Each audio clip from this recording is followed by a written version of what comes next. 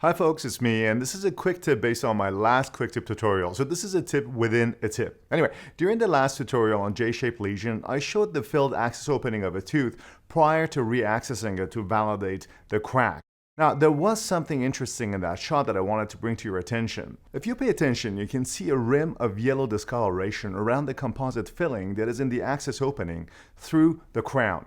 This yellow line is clearly bacterial leakage, and the question is, why is there leakage around this filling in the access opening? Well, as you saw, the original access was made through a porcelain crown, and then it was filled with a composite restoration. As we know, conventional bonding agents are designed to bond resins to dentin and enamel and not to porcelain. So if you look at the cross-section of a crown tooth, you see that depending on the thickness of the porcelain or the metal used in the crown, you will need to bond to the crown as well as to the dentin that's underneath there. So now, the bond to dentin is easy, but the same bond doesn't work with the crown, and polymerization shrinkage creates an open margin rim resulting into leakage. So what's the solution? Well, this rim should be bonded with silane instead of conventional bonding material. So you need two different bonding protocols if you decided to fill an access through a crown with a composite restoration.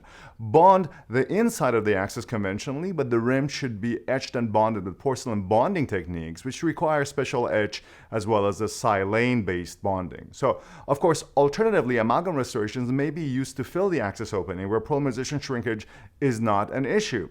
This issue of leakage around the rim may not be a short-term problem for most of us, but it can potentially be a problem in the long run because of microleakage.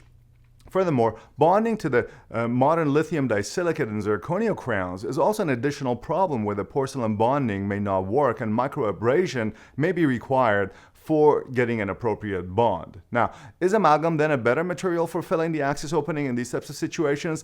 I don't know. Obviously, it's not aesthetic enough. Some people don't like amalgam, but I'm curious to hear what's your opinion, what you have to say about this topic of filling the access opening following the crown, and what's the best material and technique to use. So comment below and let me see how you fill your access opening through different kinds of crowns. I'd love to hear your comments and feedbacks. So see you in the next quick tutorial.